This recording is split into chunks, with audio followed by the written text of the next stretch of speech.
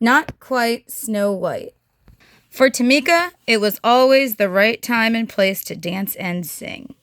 Tamika had a hip rolling happy dance, a swayful sad dance, a stomping mad dance, and a hair flicking just because she felt fabulous dance. She sang high with the tweeting birds and low with the croaking frogs. She always shared her love of music and movement with an audience, stuffed and unstuffed.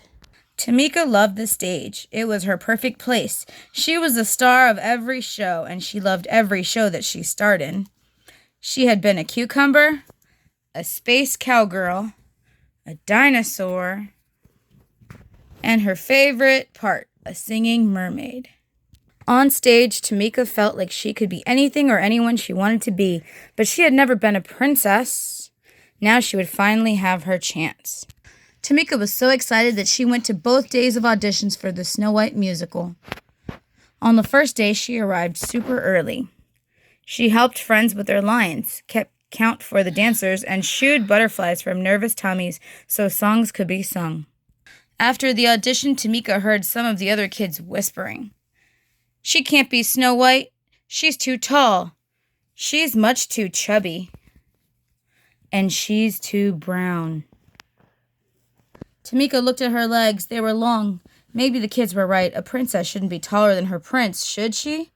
She looked at her belly. Maybe what the kids said was true. She could not remember any chubby princesses.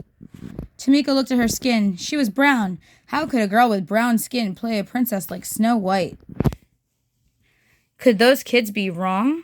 Maybe she was wrong for wanting to be this princess. Tamika slouched and sucked in her belly. She tried pulling down her sleeves, but there was no getting around being brown. For the first time, she didn't feel like dancing or singing. She's sad. Yeah. At dinner, Tamika didn't tap her feet or clang rhythms with her spoon. "Is something wrong?" asked her mom. "The other kids said I'm too tall, too chubby, and too brown. I'm not right for Snow White," said Tamika. "You've got it all wrong," Mom said. "You are tall enough, chubby enough, and brown enough to be the perfect princess." "Besides," said her dad, "Snow White is just pretend. You've always been my real princess. You're just enough of all the right stuff." He kissed her forehead. Tamika smiled. Maybe her parents were onto something. At the audition the next day, Tamika watched all the other kids get on stage and do their best.